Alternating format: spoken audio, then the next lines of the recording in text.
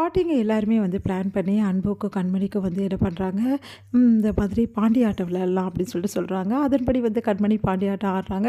அப்போ வந்து இந்த அன்பு என்ன பண்ணுறாரு, அவங்கள வந்து அப்படியே வந்து ஹக் பண்ணிடுறாரு. அடுத்து வந்து விடாமல் வந்து அப்படியே வந்து இழுத்து வந்து ஹக் பண்ணிகிட்டே அப்படியே வந்து பார்த்துக்கிட்டே இருக்காரு. கண்மணி வந்து விடுங்க விடுங்கன்றானா, அவங்க விடாமல் முடிய வந்து இழுத்து இழுத்து வந்து ஹக் பண்ணிக்கிட்டே இருக்காரு. எல்லாரும் பார்த்து ரசிக்கிறாங்க. இதை பார்த்து வெண்ணிலாவுக்கு செம்ம கடுப்பாக இருக்குது, செம்ம டென்ஷன் ஆயிடுறாங்க. அடுத்து பாட்டிங்கெல்லாம் வந்து ஒரு முடிவு பண்ணுறாங்க, கண்மணி இதுக்கப்புறம் இந்த ரூமில் தூங்கவே கூடாது, அவள் அன்பு கூட தான் தூங்கணும், அதுக்கு எதாவது ஏற்பாடு பண்ணணும் அப்படின்னு சொல்லிட்டு இருக்காங்க நம்ம சிவகாமி. அதுக்கு எல்லா ஏற்பாடும் நாங்கள் பண்ணிடுறோம், என்ன பண்ணணும்னு எங்களுக்கு தெரியும்னு சொல்லிட்டு எல்லா பாட்டியும் வந்து என்ன பண்ணுறாங்க, ஒரு ஒரு இடத்துலையா போயிட்டு வந்து உட்காந்துடுறாங்க, படுத்துடுறாங்க. கண்மணி வந்து படுக்கவே இடம் கொடுக்க மாட்டேங்கிறாங்க, அந்த மாதிரி பண்ணிடுறாங்க. உடனே கண்மணி வந்து நான் தூங்கணும், நீங்கள் இப்படி பண்ணியிருந்தா நான் எங்கே படுக்கிறது அப்படின்னு சொல்லிட்டு கேட்குறாங்க. அதெல்லாம் தெரியாது, உனக்கு தான் உன் புருஷ ரூம் இருக்குல்ல, அங்கே போய் தூங்க, அங்கெல்லாம் நான் போக மாட்டேன், அதெல்லாம் நான் போய் தான் ஆகணும்னு சொல்லிட்டு வம்படியாக எடுத்துகிட்டு போயிட்டு அவங்க வந்து விட்டுடுறாங்க. நம்ம வந்து அன்புக்கிட்ட அன்புக்கு சந்தோஷம் தாங்க முடியல. உடனே வா கண்மணி வா கண்மணி வா கண்மணி அப்படி சொல்லிட்டு அப்படி வந்து சொல்லிட்டு இருக்காரு. உடனே வந்து இங்கே பாருங்கள், தேவையில்லாதெல்லாம் என்கிட்ட பேசிகிட்டு இருக்காதிங்க, எனக்கு தூங்கணும், தூங்க கண்மணி, நீ படுத்துக்கோ கண்மணி அப்படின்னு சொல்லிட்டு வந்து கூடவே வந்து படுக்க வராரு. என்ன பண்ணுறீங்க அப்படின்னா, இல்லை கண்மணி நான் ஒரு ஓரமாக படுத்துக்கிறேன், நீ ஒரு ஓரமாக படுத்துக்கோ அப்படின்னா, அதெல்லாம் ஒன்றும் தேவையில்லை, ஒரு நிமிஷம் இருங்க அப்படி சொல்லிட்டு தலைகாண நடுவில் வைக்கிறாங்க. நம்ம மனசுக்குள்ளே இடைவெளி நிறைய இருக்குது, அதே மாதிரி இந்த பெட்லேயும் இடைவெளி இருக்கணும் அப்படின்னு சொல்லிட்டு தலைகாணி வைக்கிறாங்க.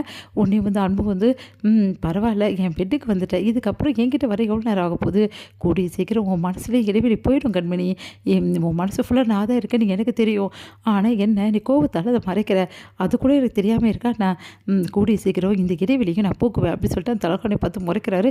எல்லாம் தலைக்காணியால் தான் வந்தது, நீ நடுவில் வந்து இருந்துட்டு என் கண்மணி கூட இருக்க விட மாட்டேங்கிறியா அப்படின்னு சொல்லிட்டு அப்படியே பார்க்குறாரு. என்ன பார்க்குறீங்க படுங்க அப்படின்னோடனே சரி சரி அப்படின்னு சொல்லிட்டு படுக்கிறாங்க. உன்னை கண்மணி அப்படின்றாரு. என்ன வேணும் அப்படின்றாங்க. இல்லை கண்மணி, நீ வந்து என் மேலே கோவமாக இருக்கேன்னு எனக்கு தெரியும், ஆனால் நீ இந்த ரூமில் வந்து இந்த ரூமே பிரகாசமாகிடுச்சு, ரொம்ப சந்தோஷமாகிடுச்சுன்னொன்னே கண்மணி வந்து ஒவ்வொரு பேசுகிறாரு அப்படின்னு சொல்லிட்டு அப்படியே தூங்கிடுறாங்க. உடனே ஐயோ தூங்கிட்டாளே அப்படி சொல்லிட்டு அப்படியே பார்க்குறாரு. இதை தலைகாணி வேறு, கண்மணி தான் தூங்கிட்டாளே, இதுக்கப்புறம் எதுக்கு இந்த தலைகாணி அப்படின்னு சொல்லிட்டு எல்லா தலைகானையும் தூக்கி போட்டுறாரு.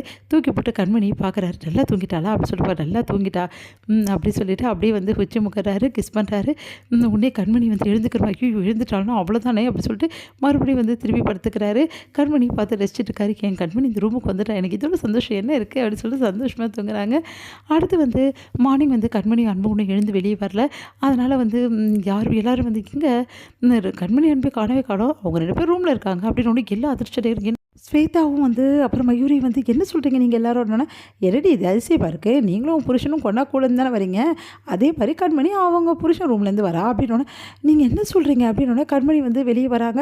அதை பார்த்துட்டு வந்து செம்ம டென்ஷன் ஆகிடுறாங்க. கண்மணி அப்படியே தலையை தொட்டிட்டு அப்படியே வந்து வெளியே வராங்க. அதெல்லாம் பார்த்துட்டு வந்து என்ன நடக்குது இங்கே அப்படின்னு சொல்லிட்டு செம்ம டென்ஷனாக மயூரி வந்து ஸ்வேதா பார்த்துட்டே இருக்காங்க. என்னடி அப்படி பார்க்குறீங்க, அவங்க வேலையை போய் பாருங்கள் போங்க அப்படி சொல்லிட்டு பாட்டி சொன்னோன்னே என்ன நடக்குதுங்க அப்படின்னு சொல்லிட்டு டென்ஷன் ஆகிடுறாங்க. இது வெளியில் பார்த்துறாங்க. வெளியில் வந்து பார்த்துட்டு உடனே வந்து கண்மணி என்னம்மா நல்லா தூங்குனியா அப்படின்னு, தூங்கின பாட்டி அப்படின்றாங்க. சரி அன்பு தூங்கினார் அப்படி சொல்லிட்டு போகிறாங்க.